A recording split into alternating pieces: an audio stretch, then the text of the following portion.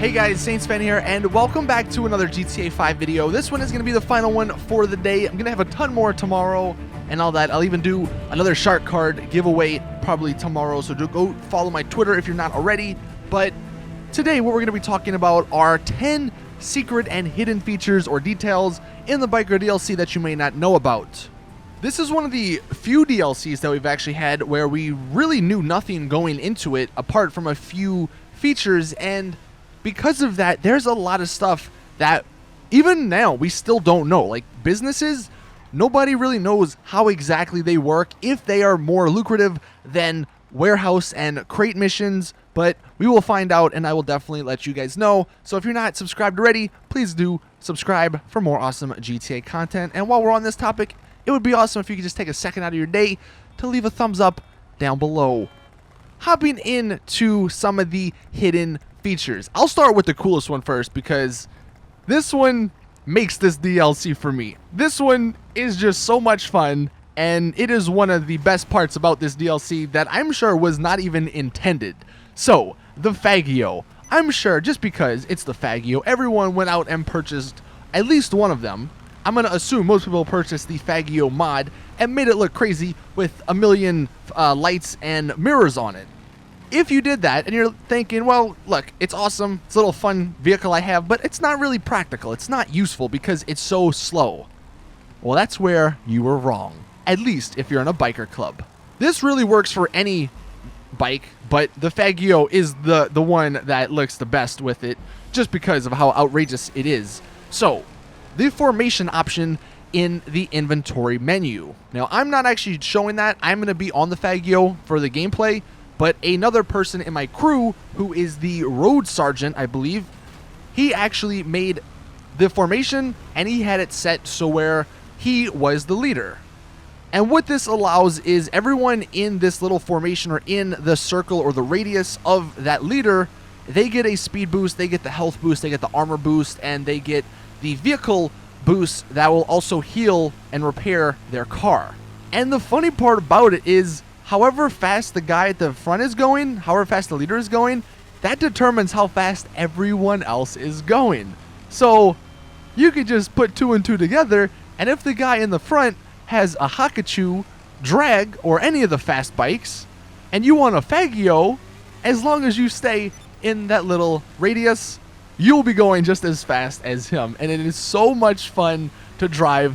Do keep in mind, if you do this, it's a little difficult to handle because the Faggio is not meant to go that fast, but it is so much fun. And one thing I want to do, and I can't wait to see people do this in lobbies, you get 8 people in your crew or in your club, and one dude, the leader, has a regular fast bike, whether it's the Hakachu drag or the Hakachu or the Batty or the Akuma, and then everyone else has the Faggio, but they're all going super fast. That's a lot of fun, and like I said, it's one of the best parts about this DLC, and I don't even think it was intentional. Next up, this is actually a new feature that, for some reason, a lot of people didn't actually realize you could do. So, as a biker, or in a motorcycle club, you have the option to get your bikes instantly. It works the same way as CEOs getting the ability, or having the ability to call in buzzards and certain CEO vehicles instantly. Although with the biker DLC or with the motorcycle club, there is no wait time. And that's the best part. If you want a bike, you can return the bike you have and then instantly get that new bike. And if you don't want that one, instantly return it and get a new bike. The best part is that the bikes don't need to be in your clubhouse either. They can be in any garage. So it's really convenient. One thing I noticed, if you're getting shot by the police and you don't want your car to get impounded, well, quickly go into the interaction menu, make your car, go back to your garage, and then boom, you're done. You're not going to get it impounded, and when you respawn, you can call your car back in and go on your day.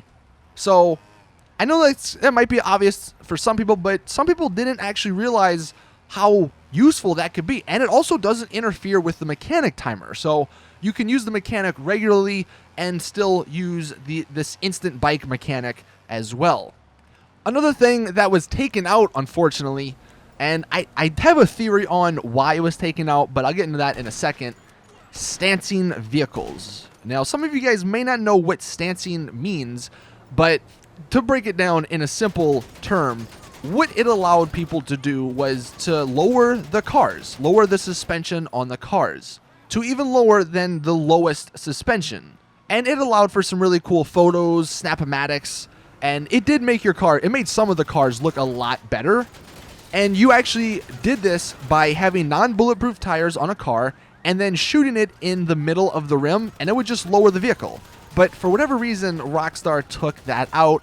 I don't know if that was intentional or not. However, my little theory, since it was such a highly used feature, quote unquote, I think Rockstar, if they make a DLC that is maybe tuner related or something related to cars like that, they can have the option maybe in Benny's or in the custom shop to stance your car and lower it even lower than what is possible in the game, which will allow them to make money from it. So I think that's one theory going around. Rockstar took it out so they can make money with it in the next DLC.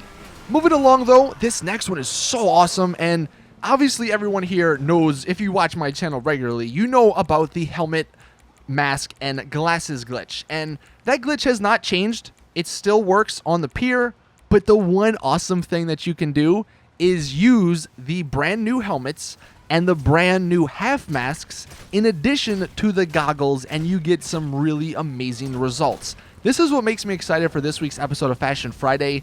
I really can't wait to see what people do. You'll see when I actually do the glitch. Tell me it doesn't remind you of like an NCR character from Fallout New Vegas. As for how you actually do the glitch, if you are unaware, you first save an outfit with the glasses and the hat on, and then what you do is go to the pier, put on the mask that you want. Like I said, we're going to do with a half mask, and that does require you to put on the helmet. Then go stand next to a telescope, light yourself on fire, hit right on the D-pad, and you'll take off the telescope. And then once you do that, simply switch to the outfit you had saved with the glasses and the hat or the helmet, walk away, and then you'll get all three on your character. It's really easy, but you can get some really awesome results. Now, the last thing I actually have gameplay for is this super fun glitch. It's pretty small. It's not anything too crazy, but me and some people were having a lot of fun with it. You can actually make your bike float, your bicycle, not your motorcycle, but your bicycle. If you have one in GTA Online, you can actually make it float, and it's pretty small, but it's just the little things that you can find some fun with. And to actually achieve this result, it's really random, so don't expect it to work all the time. But what I was told that you had to do, and it did work for me as you're seeing in the gameplay, you hold the left and right trigger while hitting R1, and sometimes it'll just glitch out and you'll just stay floating in midair. And it's really cool, it's really funny, and it's a fun little thing to maybe impress your friends. The next thing, this actually comes from the Biker DLC trailer, which I'll play it at the end of the video in case you didn't see it. It's a pretty cool little like 50-something second video or trailer. But the interesting part about it, there was two images or two little parts of the trailer that caught my eye. And the reason I'm putting it in the hidden and secret features is because I don't know if this is something that's hidden or secret in one of the missions, or if this is something that Rockstar deliberately put in the trailer to make look cooler than what everything is. So the first one is this. You can see there's a biker dude going next to the police car, but that police car is only found in single player. I'm almost positive you cannot find that police car in multiplayer, so it's kind of odd how they have that in the multiplayer Biker DLC trailer. Again, I don't know if you find that maybe on one of the missions, but it was kind of fun or kind of odd to note. And then the next one we have is the Group 6 money truck, which has not been in the game for forever. So again, why is it in the trailer? I don't know why, and those two things caught my eye. So be on the lookout for them maybe in GTA Online. Maybe you'll spot one, even though they haven't been seen in a long time. One little tip I can give you guys, as for the MC businesses, they basically run themselves. So like I mentioned in one of the videos earlier today, you don't need to go out and get crates and sell them. You go out, get the supplies, you do whatever you want, and then once the product is made, then you sell it. So it's a much better way of making money, in my opinion, as you know, versus the CEO missions. We still don't know if it's worth it, and heists may still pay more, but if you want a passive way to make money, this is definitely one of the better ways. And then the last few things, some information from Fun MW2. So according to him and according to the game files, there's actually 2 new adversary modes that are unreleased. One is called Deadline, and in the game files it says play Deadline to unlock an exclusive vehicle and outfits for purchase. So that vehicle that I showed off in the unreleased vehicle video earlier on today, that is actually the bike that you are going to unlock when you play/win that adversary mode. And you also get some outfits, which we don't know what they are, but this bike might not actually cost any money. So that's pretty awesome. Hopefully that is the case, and hopefully it's not just you unlock it and then you have to buy it after the fact. Plus, that bike definitely looks like it would be straight out of an adversary mode, so it makes a lot more sense now. And then the last thing, another adversary mode, the Halloween adversary mode, is called Angels versus Devils, and this is probably going to come with the Sanctus, I believe it was called, and the Tornado, the 2 Halloween-esque vehicles that are unreleased.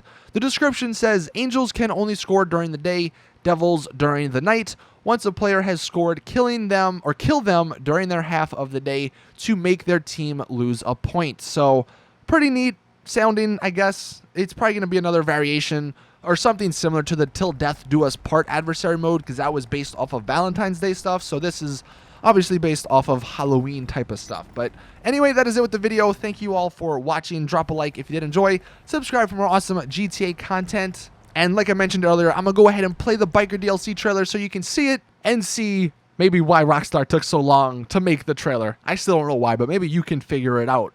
See you all in the next one. I'm out. Peace.